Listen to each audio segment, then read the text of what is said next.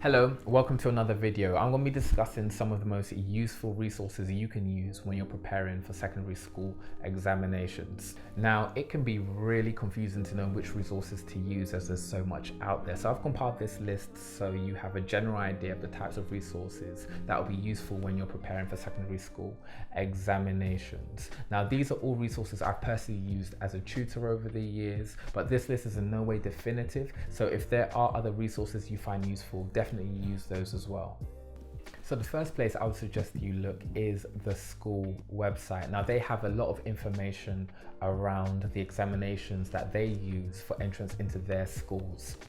Now there will normally be some sort of guidance on the resources you can use and information on the specification, and sometimes even past papers, which give both parents and students practice of what a real exam will be like.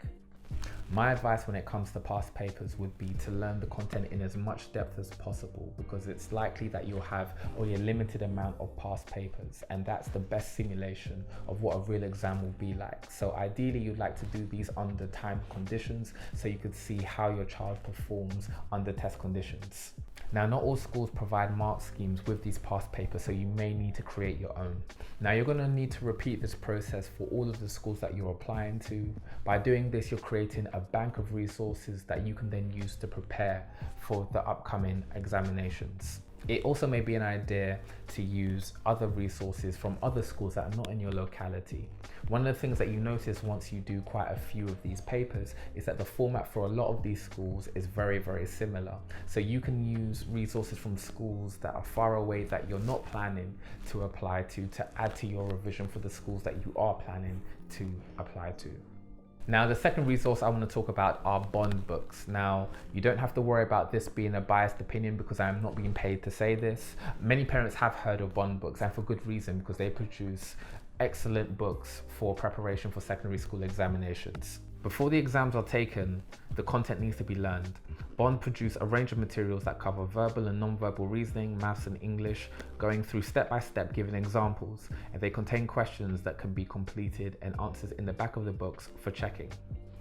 Bond produce a lot of resources for different age groups, so it's really important that you get age-appropriate resources for your child. Now, they also have a series of practice examinations and warm-up questions, so you can have extensive exam practice before you take the examinations.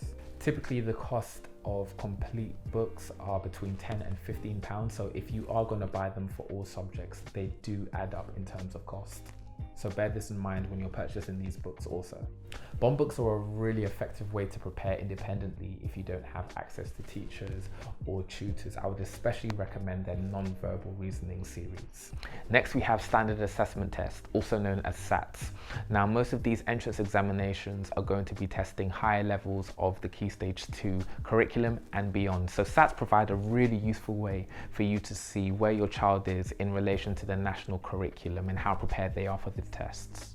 They provide a really good baseline, so you know the areas that need to be worked on before the examinations. And unlike bond resources, they are absolutely free online. So you have nearly 2 decades of resources available absolutely free that can go towards preparing for the secondary school examinations. Please note they are not exactly like the entrance examinations, but provide a good guide on the types of questions that you can be asked in a test. To do well in an entrance examination, you're going to need to be able to do well in these SATs tests. So the SATs are a really good way for you to gauge if you are prepared for these entrance examinations. So you can use them to that effect very, very well. Another aspect that many parents may not realize is that there are also Key Stage 3 SATs papers available. Now, for a lot of these exams, as I mentioned before, you will have to learn material that goes beyond the scope of the Key Stage 2 curriculum. So you will also need to go into Key Stage 3 topics and be able to do well on Key Stage 3 SATs exams. As a rule of thumb, I normally say that a score under time conditions of 80% or more on a Key Stage 3 SATs test should translate to a decent score in an admissions test. These resources also come with mark schemes and examiner reports, so you can understand what children found difficult about that particular year. You may find this helpful in your preparation also. If your child goes to a school where they're still using SATs test, this can double up nicely as preparation for the SATs exams in year 6. But I would encourage you not to do all of the SATs papers when preparing for 11 plus, because you'll need to save a good chunk of them when you're preparing for the SATs papers at the end of year 6. Now, leading on from this, you may also need some GCSE resources. Now, you shouldn't in theory need this, but I have seen some GCSE content in previous examinations, especially when it comes to maths. So websites such as Corbett Maths or Haggerty Maths are really useful when you're preparing for this. If you're still looking for more resources, you can just do a general internet search. Now, there's lots of different providers that produce lots of different resources. Some are paid, some are free. So you can sift through those and see what's helpful to you and your preparation.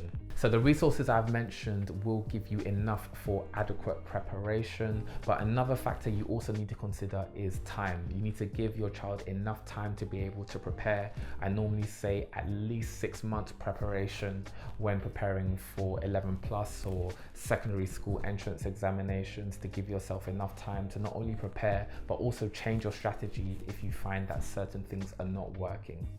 So in summary, some good resources that you can use to prepare for secondary school examinations are the school website, bond books, SATs papers, GCSE materials, and general internet searches.